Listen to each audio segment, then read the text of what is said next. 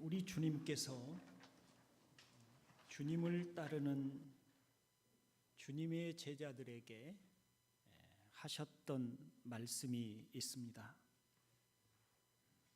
마태복음 6장 26절부터 31절을 제가 설교문에 표준 세번역으로 기록해 놓았습니다. 함께 읽어볼까요? 공중의 새를 보아라. 씨를 뿌리지도 않고 거두지도 않고 곡간에 모아들이지도 않으나 너희의 하늘 아버지께서 그것들을 먹이신다. 너희는 새보다 귀하지 아니하냐? 너희 가운데서 누가 걱정을 해서 자기 수명을 한순간인들 누릴 수 있느냐? 어찌하여 너희는 옷 걱정을 하느냐? 들의 백합화가 어떻게 자라는가 살펴보아라. 수고도 하지 않고 길쌈도 하지 않는다. 그러나 내가 너희에게 말한다. 온갖 영화로 차려입은 솔로몬도 이 꽃 하나와 같이 잘 입지는 못하였다. 오늘 있다가 내일 아궁이에 들어갈 들품도 하나님께서 이와 같이 입히시거든 하물며 너희들을 입히시지 않겠느냐? 믿음이 적은 사람들아, 그러므로 무엇을 먹을까, 무엇을 마실까, 무엇을 입을까 하고 걱정하지 말아라. 이 모든 것은 모두 이방 사람들이 구하는 것이요 너희의 하늘 아버지께서는 이 모든 것이 너희에게 필요하다는 것을 아신다. 아멘. 무엇을 먹을까? 무엇을 마실까? 어떻게 하면 잘 살 수 있을까? 이런 여러 가지 삶의 문제들로 인해서 걱정하고 염려하는 주님의 제자들에게 주님께서 그것은 너희가 걱정할 일이 아니다. 너희가 그런 걱정을 하는 것은 믿음이 없기 때문에 그렇다라고 꾸짖는 그런 말씀이지만 또한 이 말씀 속에는 하나님께서 하나님의 자녀들을 어떻게 세심하게 살피시고 사랑하시는가를 보여주고 있기도 합니다. 하물며라고 하는 단어를 보십시오. 들의 야생화도 하나님께서 입히시고 공중을 나는 새도 하나님이 먹이시는데 하물며 하나님의 자녀인 너희에게 무엇이 필요하고 무엇이 있어야 하는지를 하늘에 계신 너희 아버지께서 모르시겠느냐라고 하심으로 하나님 아버지는 우리의 모든 필요와 우리에게 있어야 할 것을 잘 아신다고 말씀하고 있습니다. 이것은 하나님이 우리를 그처럼 사랑하신다는 것을 말씀해 주고 있는데요. 그렇다면 오늘 우리는 이렇게 우리를 사랑하시는 하나님으로 인하여서 마음의 평화와 안식을 누리고 있을까요? 혹시는 하나님과 매우 서먹거리는 관계가 되어서 하나님은 그의 얼굴을 우리에게 보이지 않으시고 숨긴 듯이 보이시며 우리는 하나님의 얼굴 없이 살아가는 사람들처럼 그렇게 살아가고 있는 것은 아닌가요? 오늘 본문의 표제에는 다윗의 시, 곧 성전 낙성가라고 적혀 있습니다. 성전을 건축하고 난 후에 하나님을 찬양하는 노래라고 하는 의미인데요. 사실상 예루살렘 성전이 완공된 것은 다윗의 아들 솔로몬이 즉위한 후 11년째 되던 해였습니다. 그러니 다윗의 시라고 하면서 성전 낙성가라고 하는 표제어가 맞지 않는 것처럼 보입니다. 그런데 짐작해 보면 다윗이 성전을 완공한 후에 부를 노래를 미리 만들었다고 추측할 수 있습니다. 다윗은 성전을 건축하고 싶어 하였습니다. 다윗은 하나님을 참 사랑했던 사람이지요. 그래서 그의 손으로 그가 사랑하는 하나님의 성전을 짓고 싶었습니다. 그런데 하나님께서 이를 허락하시지 않으시고 그의 아들 때에 성전을 건축하도록 하시겠다고 말씀하셨습니다. 다윗은 하나님의 허락하지 않으심으로 자신의 손으로 성전을 지을 수 없게 되자 그를 사랑하는 마음으로, 하나님을 사랑하는 마음으로 하나님의 성전을 건축하는 데 필요한 물자들을 최선을 다해 준비하여 그의 아들 솔로몬에게 물려주게 됩니다. 이처럼 다윗이 하나님을 사랑하고 성전을 향한 열심을 품었었기에 후일에 성전이 완공되고 난 후에 부를 노래를 만든 것은 매우 자연스러운 일이라고 할 수가 있겠습니다. 그런데 오늘 제목이 영적인 침체에 빠졌을 때라고 하는 제목인데요. 이런 제목을 가지고 오늘 이 시편 30편을 살펴보는 이유가 있습니다. 시편 30편은 낙성가라고 하는 제목을 가지고 있지만 무슨 성전의 아름다움을 노래하거나 하나님의 성전의 소중함을 노래하기보다는 자신의 살아온 경험들, 하나님과의 관계 속에서 자신이 경험했던 일들을 노래로 표현하고 있습니다.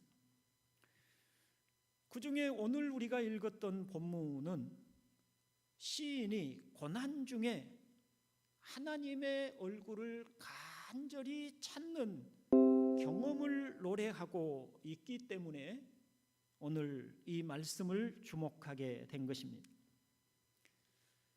앞에서 마태복음 6장에서 주님께서 하신 말씀을 따라보면 하나님에 대한 믿음에 우리가 굳건히 서 있을 때에는 어떤 상황에서도 염려하거나 걱정할 필요가 없다고 보여집니다. 그러나 혹 우리의 신앙이 깊은 영적인 침체에 빠져 있다면, 그래서 하나님에 대한 신뢰가 없고 또 하나님과의 관계가 심각한 갈등의 관계에 빠졌다면 우리 또한 많은 염려와 두려움에 빠질 수 있습니다. 올해 우리는 어떤 일이 일어날지 알 수 없는 미지의 새 해를 시작하였는데 이 한 해를 살아가는데 문제는 우리에게 주어질 어떤 상황이 아니라 하나님과의 관계라는 것입니다. 그래서 혹시라도 우리 중에 영적 침체에 빠져 있는 분들이 있다면 우리는 어떻게 해야 하는가에 대하여 오늘 다윗의 경험을 따라 말씀드리고자 합니다. 본 시편의 저자는 다윗이라고 합니다. 그리고 다윗은 하나님의 마음에 합한 사람이라고 칭찬을 들은 사람입니다. 그것도 주변에 있는 사람들이 다윗을 그렇게 부른 것이 아니라 하나님께서 친히 그는 내 마음에 합한 사람이라고 그렇게 말씀하고 인정해 주셨던 사람입니다. 이렇게 하나님 마음에 쏙 들었던 다윗이기에 그의 삶이 범사에 승승장구하는 평탄한 삶을 살았느냐면 그렇지 않습니다. 다윗은 오히려 수많은 죽음의 고비를 넘나들었습니다.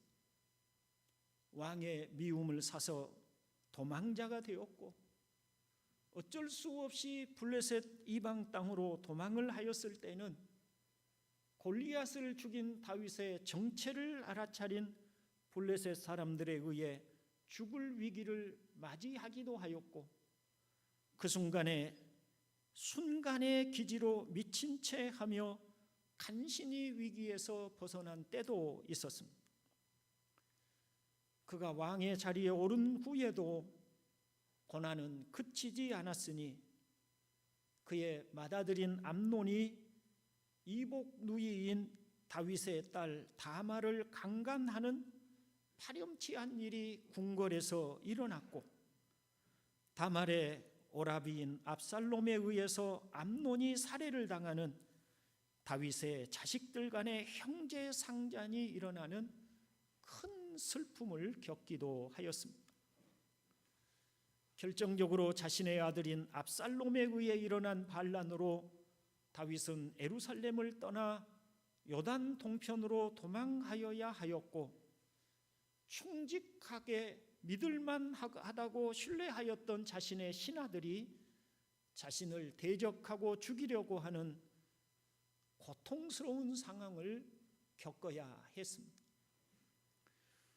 어쩌면 다윗이 그의 생애 가운데 겪었던 수많은 시련 가운데 단 하나의 시련만 오늘 우리에게 주어진다고 하여도 우리는 감당하지 못할 만큼의 숱한 시련들을 그의 일생 가운데 겪었던 것이지요. 다윗은 이런 많은 시련과 많은 환난을 겪었는데, 그런데 정작 다윗이 가장 고통스러워하였던 것은, 가장 큰 절망을 느꼈던 것은 그런 시련들이 아니었습니다. 바로 하나님이 얼굴을 가리실 때였습니다. 그때 그는 영적인 침체를 경험했습니다. 영적인 침체라는 것은 하나님과의 친밀함과 그 하나님과 누리는 친밀함에서 오는 영혼의 활기가 사라지고 마음이 바싹바싹 말라가며 굳어져 가는 것을 의미합니다. 농사를 짓는 분들은 가뭄이 들어서 땅이 말라가는, 메말라가는 것들을 잘 아실 것입니다. 하나님과의 관계에 윤기가 사라지고 수분이 사라지고 바싹 마른 땅처럼 그렇게 굳어져 가는 것입니다. 이렇게 되면 신자는 하나님의 은혜를 힘입어 죄를 이기고 하나님 앞에서 살아가는 능력의 삶을 살아갈 수가 없습니다. 신자는 하나님과의 친밀함을 느끼고 끊임없이 하나님과 교통하며 살아갈 때 그의 영혼이 힘을 얻고, 그리고 죄를 이기며 살아갈 수 있는데, 하나님과의 관계가 소홀하게 되면 마음은 굳어져 가고 영혼은 어두워져 가고 자연히 육신의 욕심에 끌려 이방인처럼 살아가게 된다는 것입니다. 그런 상황을 바울이 에베소서 4장에서 잘 설명하고 있습니다. 에베소서 4장 18절로 19절을 보면 이방인의 특징을 설명하고 있는데요, 그들의 총명이 어두워지고 그들 가운데 있는 무지함과 그들의 마음이 굳어짐으로 말미암아 하나님의 생명에서 떠나 있도다. 그들이 감각 없는 자가 되어 자신을 방탕에 방임하여 모든 더러운 것을 욕심으로 행하되라고 합니다. 이방인들에 대하여 서술하고 있는 것입니다. 하나님과의 관계가 끊어짐으로 하나님에 대하여 무지한 상태가 되고 마음이 굳어짐으로 하나님의 생명에서 떠나 있는 이방인들 말입니다. 그러니 하나님과의 관계가 단절되므로 감각 없는 자가 되어 방탕에 방임하고 모든 더러운 것을 욕심으로 행할 수밖에 없습니다. 그러면서 바울은 이렇게 말을 합니다. 오직 너희는 그리스도를 그같이 배우지 아니하였느니라. 오직 너희는 그리스도를 그같이 배우지 아니하였느니라. 바울이 에베소 교인들에게 이런 권면을, 이런 이야기를 하는 이유는 신자라도 영적인 침체에 빠지면 바로 여기 이방인처럼 될 수 있다는 점을 가르쳐 주고자 하는 것이 아니겠습니까? 신자도 영적인 침체에 빠지면 하나님의 은혜로 죄를 이기는 대신에 오히려 육신의 본능에 빠져 방탕하게 될 가능성이 많습니다. 이 시편 30편의 저자인 다윗이 그 예를 잘 보여주고 있습니다. 다윗처럼 성령 충만한 사람, 하나님과 깊은 친밀함을 가지고 있던 사람, 다윗처럼 하나님의 마음에 들었던 사람이라도 그가 영적인 침체에 빠졌을 때 밧세바를 보고 음욕을 품고 그를 간음하였을 뿐만 아니라 밧세바의 남편을 간접 살인하여 죽게 만들고도 그것을 선지자가 와서 깨우쳐 줄 때까지 깨닫지도 못한 상태로 있었던 사실이 있었습니다. 다윗은 과연 하나님의 마음에 합한 사람처럼 숱한 시련 속에서도 태산처럼 굳건하게 서 있었던 사람이었습니다. 그래서 그는 자신의 신앙이, 그리고 하나님 앞에 살아가는 자신의 삶이 절대로 흔들리지 않을 것이라고 그렇게 여겼습니다. 6절에 그것을 그가 말하고 있죠. 내가 형통할 때에 말하기를 영원히 흔들리지 아니하리라 하였도다. 내가 형통할 때에 말하기를 영원히 흔들리지 아니하리라 하였도다. 그가 그렇게 스스로 생각했어요. 왜 우리가 성령 충만할 때, 하나님의 은혜로 충만할 때, 그 충만한 상태, 하나님을 사랑하는 자신의 마음이 영원히 변하지 않을 것 같고, 하나님이 주신 평화가 영원히 깨지지 않을 것 같고, 그 은혜 속에서 계속해서 평생 동안 살아갈 수 있을 것처럼 생각하지 않았습니까? 다윗이 바로 그러했다는 것입니다. 그런데 하나님이 얼굴을 가리시자 태산같이 굳건하리라고 여겼던 마음의 평안이 사라지고 그의 영혼은 근심에 휩싸였습니다. 하나님과의 관계에 문제가 발생하니 그의 삶 전체에 혼란이 찾아왔습니다. 다윗은 그때서야 자신의 신앙의 굳건함이 자신의 믿음 때문이 아니라 하나님이 주신 은혜 때문이었음을 깨닫습니다. 이제껏 자신이 신앙이 견고하게 서서 어떤 상황에서도 두려워하지 않고 하나님을 의지할 수 있었던 그 굳건한 신앙이 하나님이 자신을 붙들어 주셨기 때문에 가능했다는 것을 깨닫게 된 것입니다. 7절을 보십시오.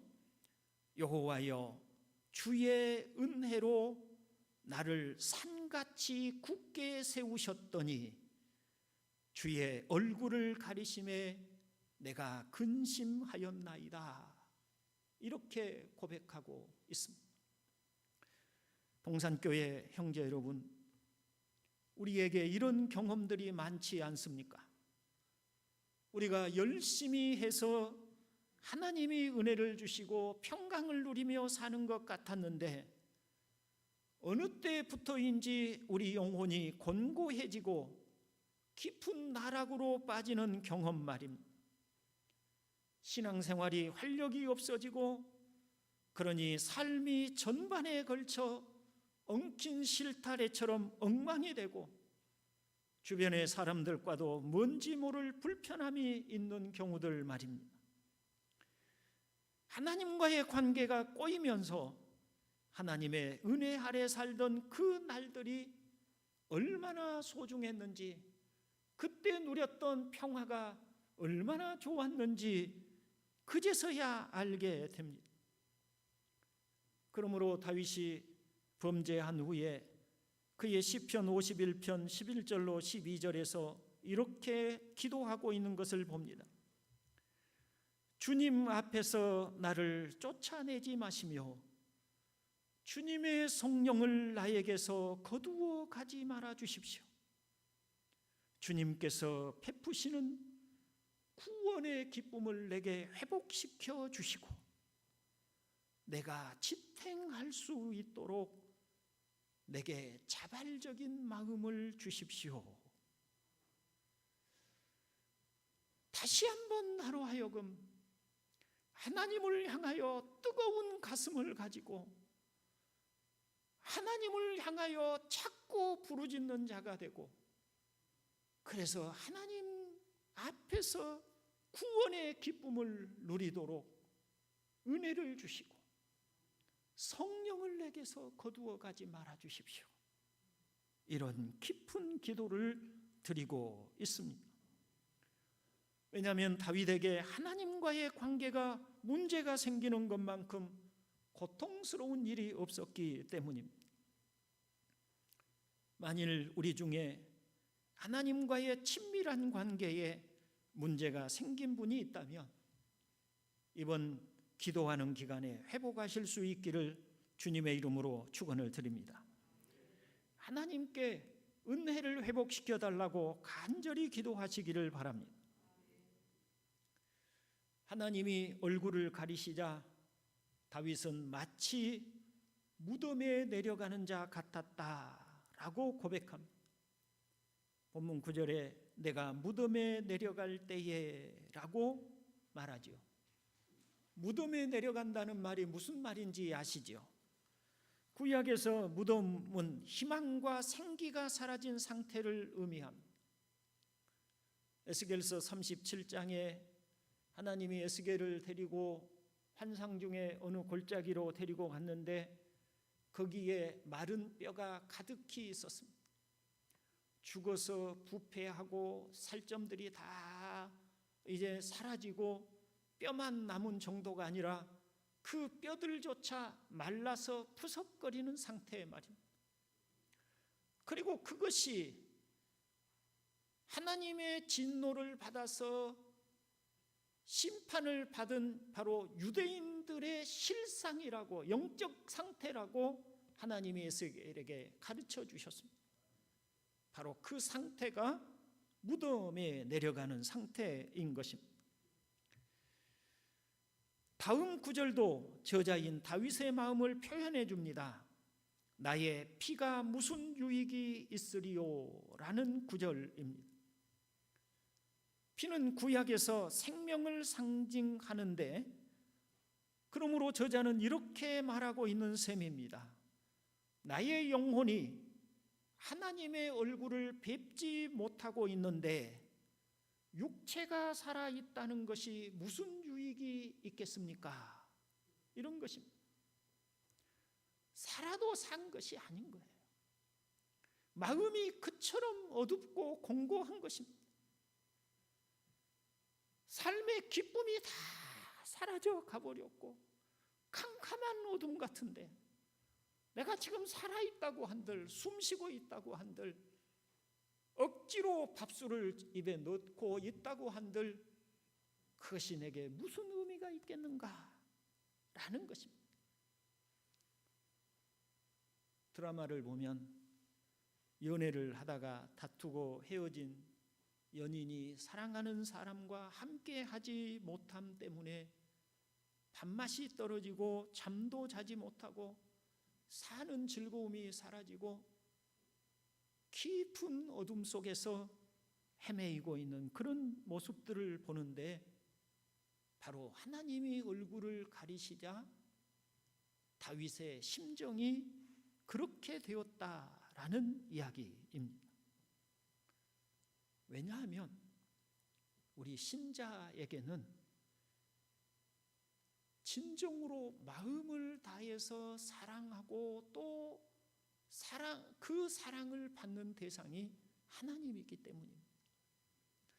우리는 하나님을 그렇게 사랑하기 때문에 하나님과의 관계가 단절되면 세상의 어떤 고통보다 더 큰 고통이 된다는 것입니다. 시편 42편은 고라 자손의 마스길이라고 합니다.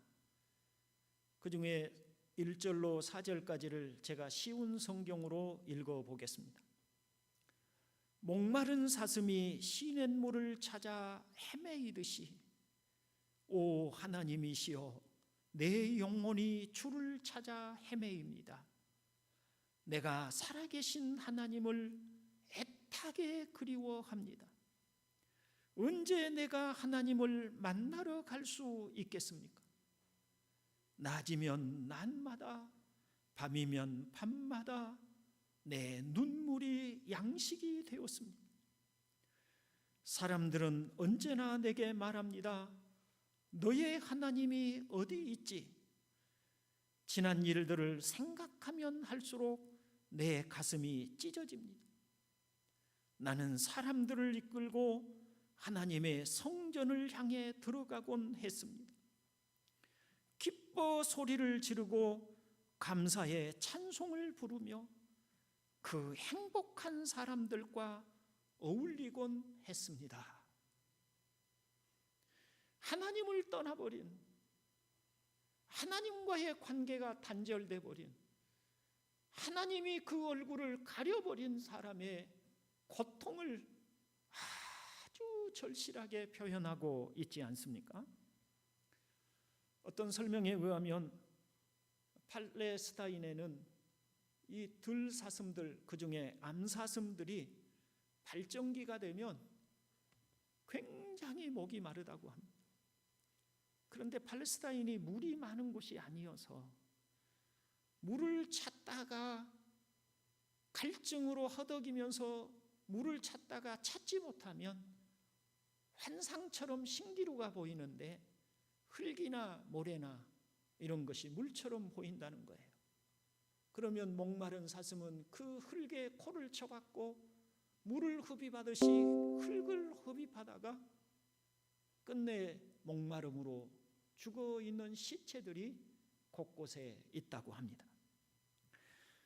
이 시편 42편은 바로 그와 같은 목마름으로 하나님을 찾는 사람의 간절함이 보입니다. 아마 얼굴을 숨겨버린 하나님을 찾는 다윗의 마음이 그러하지 않았을까요? 소위 말하면 사는 게 사는 것이 아닌 상태 말입니다. 그렇다면 이러한 영적인 침체를 어떻게 하면 극복할 수 있을까요? 시인은 자신이 받은 사명을 곱씹어 보았습니다. 그가 하나님께 받은 사명은 하나님을 찬송하고 그분의 진리를 외치는 것이었습니다. 자신이 하나님의 은혜 아래 살아갈 때는 그 사명을 따라 살 수 있었습니다. 그가 시편 40편에서 이렇게 말을 합니다. 내가 주의 공의를 내 심중에 숨기지 아니하고 주의 성실과 구원을 선포하였으며 내가 주의 인자와 진리를 많은 회중 가운데 감추지 아니하였나이다. 그런데 은혜에서 미끄러지자 이제는 사명을 따라 살 수 없게 되었습니다. 그래서 그는 이렇게 말을 합니다. 진토가 어떻게 주를 찬송하며 주의 진리를 선포하리이까. 진토라는 말은 먼지 혹은 티끌이라고 하는 뜻입니다. 자기 영혼이 먼지와 같이 티끌과 같이 무가치하게 되어버렸다는 것입니다. 나같이 볼품없는 사람이, 무가치한 사람이, 티끌 같은 사람이 어떻게 내게 주신 사명을 감당하고 내가 사람들 앞에 진리를 말할 수가 있겠습니까? 이렇게 말을 하고 있는 것입니다. 하나님을 떠난 상태에서는 하나님을 찬송할 수도 없고 진리를 외칠 수도 없었습니다. 그래서 자신의 비참한 영혼의 상태를 하나님께 알리며 자신을 그 영적 침체에서 건져 주시기를 구하고 있는 것입니다. 이제 말씀을 정리하고 마칩니다. 형제 여러분, 하나님께서 시인을 향하여 얼굴을 가리신 것은 하나님의 변심 때문이 아니었습니다. 시인의 무지와 불순종과 죄 때문이었습니다. 그로 인하여 하나님과 대면하여 살던 즐거움을 잊어버렸습니다. 우리가 바쁘고 번잡한 일상에 오랫동안 마음을 빼앗겨 살다가 하나님과 함께하는 기쁨을 잊어버린 경우들이 있지 않습니까? 정신없이 바쁜 일상에 얽매여 살 때는 하나님과 소홀히 되고 하나님과 친밀한 교제가 사라지는 것도 헤아리지 못하고 지내다가 막상 하나님의 얼굴을 잃어버렸을 때에야 하나님이 자신의 가장 큰 기쁨이었음을 깨닫게 됩니다. 하나님을 잃어버리면 자신의 모든 것을 상실한 것임을 뒤늦게 깨닫게 되는 것입니다. 이제 시인은 하나님의 사랑 안에서 하나님과 함께하는 것만이 자신이 기쁨을 찾고 즐거움을 찾는 것이라는 것을 깨닫습니다. 그것만이 자신의 마음에 드리워진 모든 어둠이 물러가고 다시 빛이 찾아오며 삶의 활력을 찾을 것이라는 사실을 알게 되었습니다. 여호와의 친밀하심이 그를 경외하는 자들에게 있으며 그의 언약을 그들에게 보이시리로다. 시편 25편 14절의 말씀입니다. 그러므로 시인은 간절히 하나님의 은혜를 갈망하고 바라고 있습니다. 그것이 진실한 믿음의 사람들의 모습인 것을 믿으시기를 바랍니다. 성도들의 기도는 그럴 때 눈물이 섞이는 것입니다. 그럴 때 밤과 낮을 헤아리지 않는 것입니다. 잃어버린 하나님과의 관계를 회복하기 위해서 밤이고 낮이고 하나님을 향하여 부르짖고 또 부르짖고 다윗의 고백처럼 침상을 눈물로 띄우며 요를 적시며 기도하는 그 기도가 바로 그때 드려지는 것입니다. 저와 여러분들이 이런 영적인 침체에 빠져 있다면, 그래서 하나님과의 관계에 기쁨을 잃어버렸다면 이제 기도함으로 다시 회복할 수 있기를 주님의 이름으로 축원을 드립니다. 이 시간에 잠깐 동안 함께 통성으로 기도합니다. 하나님께서 우리를 은혜로 붙들어 주시기를 위해서, 하나님과 영적 관계가 다시 회복하는 은혜를 주시기를 위해서 잠시 동안 함께 통성으로 기도합니다. 사랑하는 아버지 하나님, 감사합니다. 오늘 또 우리에게 말씀을 주셨사온데, 오 자비로우신 아버지, 우리의 노력과 힘으로 하나님 앞에 살고 있는 것이 아니며 하나님께서 은혜로 우리를 붙들어 주시기에 우리가 하나님 앞에 있는 것임을 알게 하시옵고, 아버지여, 우리가 하나님을 떠남으로 말미암아 하나님과의 관계가 문제가 생겼고 메마르게 되었다면 자비로우신 아버지여, 다시 한번 우리의 마음을 감화하여 주시옵고 하나님을 향하여 간절히 찾고 부르짖는 기도를 드리게 하시오며, 그러므로 하나님께서 주시는 크신 은혜로 우리 동산교회 모든 성도들의 마음이 회복되는 은혜를 베풀어 주시옵소서. 우리 하나님께서 우리 교우들에게 한량없는 은혜를 베풀어 주셔서 하나님과 깊은 친밀함과 깊은 교통의 삶을 살도록 은총을 더하여 주시옵소서. 우리 주 예수 그리스도의 이름으로 기도드리옵나이다. 아멘. 교회